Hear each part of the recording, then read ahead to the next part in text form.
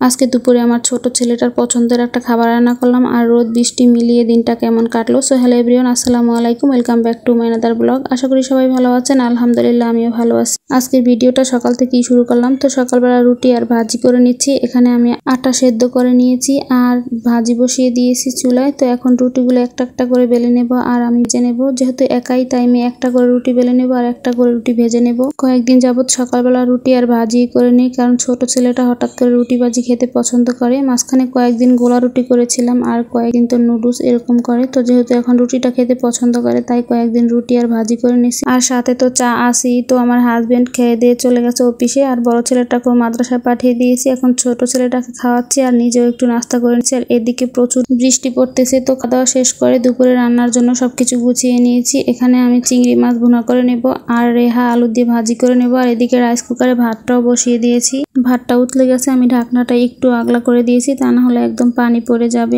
তো প্রথমে আমি চিংড়ি মাছটা ভুনা করে নেব। তো যতটা পেঁয়াজ আমি কেটে নিয়েছি ঠিক অনেকটা পেঁয়াজ কেটে নিয়েছি। সবগুলো পেঁয়াজ এরকম একটু লাল লাল করে ভেজে নিয়েছি। সাথে আমি একটা কাঁচামরিচও দিয়ে দিয়েছি। পেঁয়াজটা ভাজা হয়ে গেলে এখানে আমি সবগুলো চিংড়ি মাছ দিয়ে দিলাম। এখন পেঁয়াজের সাথে ভালো করে একটু ভেজে নেব। একটু ভেজে নিলে খেতে ভালো লাগে তাই আমি একটু ভেজে নিচ্ছি। আর এদিকে আমি পাশের চুলাতে আমি ভাজিটাও বসিয়ে দিচ্ছি। তো পেঁয়াজটা ভালো করে ভেজে নিয়েছি আগে, তারপর আমি এখানে দিয়ে দিছি রেহা আর আলু কুচিয়ে রাখা ওগুলো দিয়ে ভালো করে একটু নেড়ে চেড়ে নিচ্ছি। সাথে একটু হলুদের গুঁড়া আর লবণ দিয়ে দিচ্ছি। নেড়ে চেড়ে ঢাকনা দিয়ে রেখে দিয়ে পরে আমি আবার সেই চিংড়ি মাছগুলো নেড়ে চেড়ে নিচ্ছি। চিংড়ি মাছের সাথে আমি এখন এখানে 1 চামচের মতো হলুদের গুঁড়া দিয়ে দিলাম। দিয়ে ভালো করে আর একটু ভেজে নেব। চিংড়ি মাছ ভুনার সাথে আমি একদমই মরিচের গুঁড়া দেব না আর একটা মাত্র কাঁচামরিচ দিয়েছি, যেহেতু আমার ছেলেরা খাবে তাই আমি একদমই ঝাল দেইনি। তো হলুদের গুঁড়ার সাথে ভালো করে একটু ভেজে নিয়ে এখানে আমি অল্প পরিমাণ একটু পানি দিয়েছি। এখন ভালো করে একটু রান্না করে নেব। যেহেতু চিংড়ি মাছে আমি একদম পানি অল্প দিয়েছি তাই হালকা আছে চিংড়ি মাছগুলো একদম ঝোলটা কমে আসা পর্যন্ত রান্না করব। আর চিংড়ি মাছটা আমার ছেলেরা অনেক পছন্দ করে, দুইটা ছেলেই অনেক পছন্দ করে চিংড়ি মাছ। তো আমার ছোট ছেলেটা চিংড়ি মাছকে বলে ডিম, মানে ডিমের মতো দেখতে, এই জন্য এগুলোকে বলে ডিম মাছ।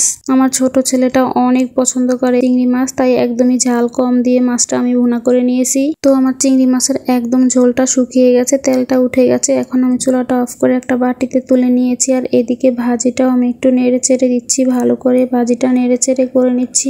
ভাজিটা ঢাকনা দিয়ে রেখে আমি আমার ছোট ছেলেটাকে একটু গোসল করাতে গিয়েছিলাম। এদিকে এসে দেখি একদম আমার ভাজির 12টা বেজে গেছে। 12টা বলতে ভাজির কালো ভুনা হয়ে গেছে। মাঝে মধ্যেই আমি এরকম করি, অনেক কিছুরই কালো ভুনা করে ফেলি। তো আফুরা, তোমাদেরও কি মাঝে মধ্যে আমার মতন এরকম ভাজির বা মাছের কালিয়া বা কালো ভুনা হয়? কমেন্ট করে জানাবা। কিন্তু আমাকে এদিকে দুপুরের খাওয়া দাওয়া শেষ করে আমার ছেলে দুইটা নিচে সাইকেল চালাচ্ছিল। আমি উপরে থেকে দেখছিলাম, যেহেতু আমি নিচে নামিনি তাই উপর থেকেই দেখছিলাম যে ওরা নিচে খেলাধুলা করতেছিল। আর আজকে সকাল থেকে একবার রোদ একবার বৃষ্টি, এরকম জামা কাপড় শুকাতে গিয়ে ঝামেলায় পড়ে গিয়েছিলাম। আর এদিকে বিকেলবেলা আমি একটু লতি রান্না করেছিলাম আর লতি আমার অনেক পছন্দের একটা খাবার। তো আজকের মতো ভিডিওটা এই পর্যন্তই। সবাই ভালো থাকবেন। আল্লাহ হাফেজ।